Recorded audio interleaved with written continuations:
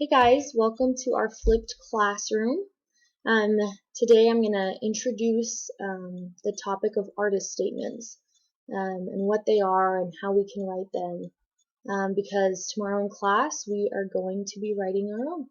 And I want you guys to have this video, this PowerPoint to prepare you for that class. So, what is an artist statement?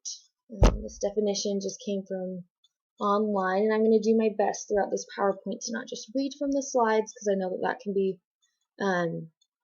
pretty boring on your part, so bear with me, and keep any questions or concerns about this topic, and you can totally ask me in class tomorrow. I'd be more than happy to clarify.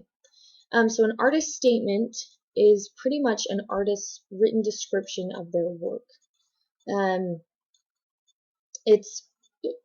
It's written to help the viewer understand their artwork. And this statement could be for an individual work of art, so it could be for a single painting or sculpture, or it could be for an entire portfolio or the entire work of an artist.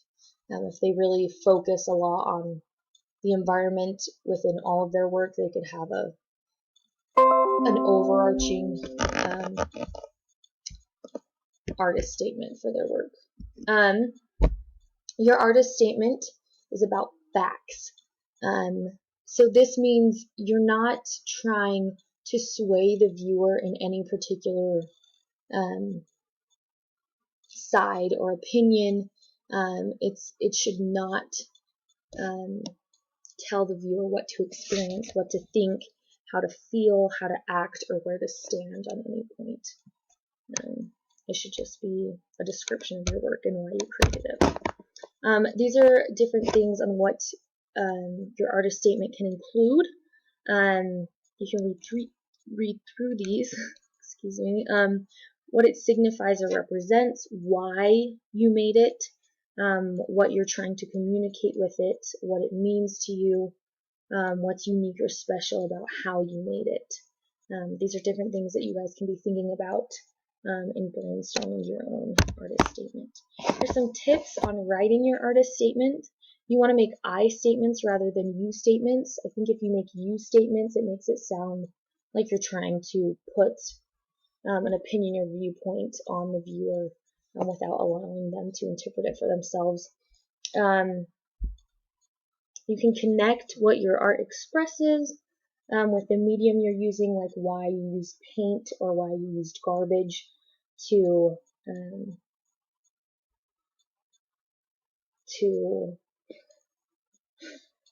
represent in your art.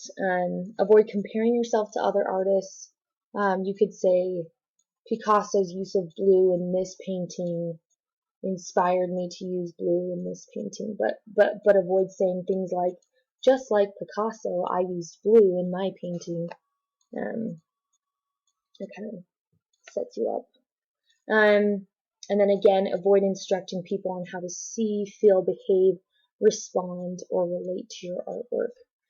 Don't say you should feel happy when you see this artwork. Here's an example. I wanted to give you guys some examples of artist statements that I thought were very well written. This one is by Alison Degethy, who is a glass artist. There's one of her pieces is to the right. And she said this about her work: getting outside is good for the soul. Through my artwork, I try to bring the outside in. While I make no attempt to portray actual plants or animals, I do want my creations to look like they could have lived or grown somewhere. Living with beautiful objects that pay tribute to the natural world remind us to slow down and help us reconnect with nature. So again, this is well written. She uses I statements. She doesn't push an opinion or a viewpoint on the viewer. She says her intent in creating it and allows the viewer to interpret it however they want. This other example, Pete McCutcheon, photographer, he says, I decontextualize, then I reconstruct. Looking past the obvious, Close observation and engagement of the subject is my process. The challenge is to see beyond the distraction of the conspicuous, to capture its unique self. Some of my subjects are quite beautiful, others less so. My goal is to inspire those who see my work to look more carefully at the world around them, to discover beauty in unusual places. So again, he uses I statements. He says his goal in creating his work of art, right here, is to inspire those who see my work to look more carefully at the world around them. He uses a lot of big words, which if you don't feel comfortable with that, like that's totally fine. Really just try to make this your own and to be genuine in how you write it. Okay, so for class tomorrow, I want you guys to bring a finished work of art that you would like to create an artist statement for.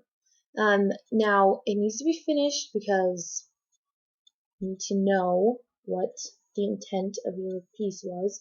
And if it's too big, if it's at home and it's too big or too hard to transport, you can bring a good photo of it. I just want you to be able to look at it and view it and interpret it and really capture in words in your artist statement what you were trying to achieve in creating it.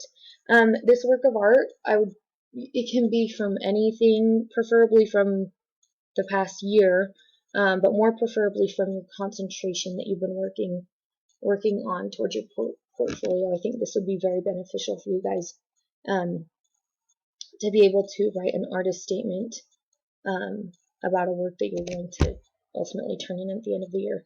In class, we're going to brainstorm and develop your statements, and then we'll present your work of art and the statement for the class for feedback. See if the artwork and the statement really are compatible, and if not, we'll get a little bit of critique on how you might do that. And you will have time allotted to revise your statement after this mini critique if needed, and then you will submit your statement online through Google Classroom. So again, for tonight, just review this PowerPoint. If you have any more concerns or you're confused, go back. You can turn my voice off and just read the slides if that would be more useful. But again, just be brainstorming, pick a work of art and really brainstorm on how you can write about what this artwork is about. So really be brainstorming on that, and you will be more than prepared for class tomorrow. Here are just some resources that I used in creating this PowerPoint. Again, if you have any other questions, you can visit these sites, and also come to me if you are concerned about anything. I'd be more than happy to help you. Okay, so I'll see you in class tomorrow. Thanks for watching, guys.